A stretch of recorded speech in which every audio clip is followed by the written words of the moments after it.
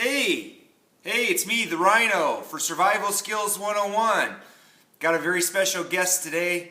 His name is Ari Knazan. Ari is one of the top nightclub security specialists and trainers in all of Canada.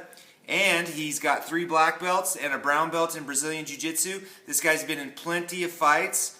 And he's going to tell you today about come-alongs, how to get people to go where you want them to go using pain compliance techniques. So I want you to check this out. Hey, don't be using this on your friends. Here's Ari. So you've got your drunk uncle at a party and you need to escort him out. This is how you're going to do it. So, escorts, come-alongs. This is if you don't want to harm your partner or your person that you're dealing with and you want to get them out of an area with a pain compliance technique. The technique we're going to do is called a gooseneck. It's very easy. It's used by law enforcement, security, bouncers around the world. We're going to go up to our partner, grab their elbow, we're going to grab onto their wrist, and we're going to pull it up at a 90-degree angle. You're going to take your arm and slip it underneath, not over top. Underneath here, keeping it in tight.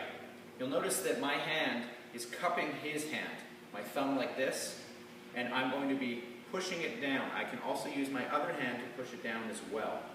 Now, I don't want to keep both hands engaged. I want to keep one hand on top and the other free, so I can push people out of the way. I can also keep his head away. I don't want him spitting on me, cursing on me.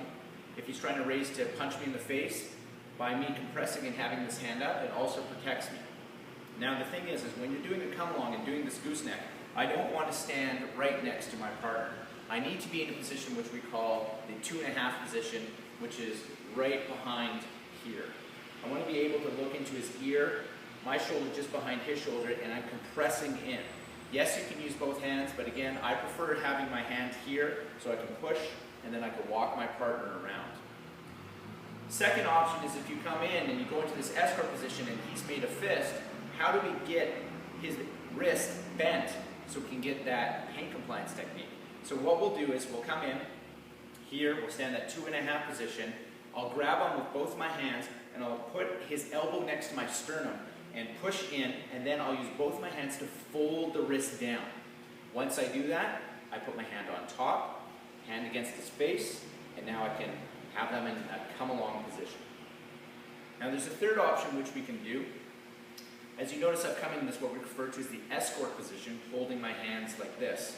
I can actually reverse this by having my hand out here and taking this hand and scooping it. So you'll notice my thumb is pointing backwards.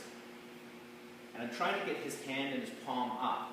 So if I'm coming in from this direction, I scoop and I have his hand out. You'll notice what I'll do is I'll take my hand and my thumb will pinch between his pointing finger and grip onto the meaty part of his thumb. And I'll compress this. This pulls all the tendons and muscles tight.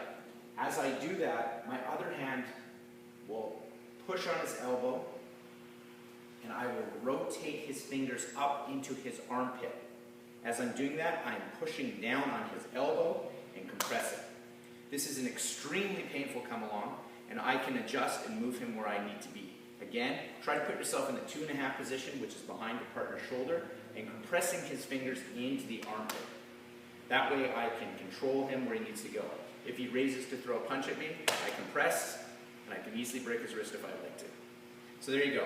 A couple come-alongs for your drunk uncle at that party, which is just kind of going awry. Okay, well there you go. Come-alongs, how to make someone go somewhere when they don't want to do it by using pain compliance. Hey, if you like our channel, Survival Skills 101, please subscribe and like to it. I'm the Rhino for Survival Skills 101. Are you prepared to look forward?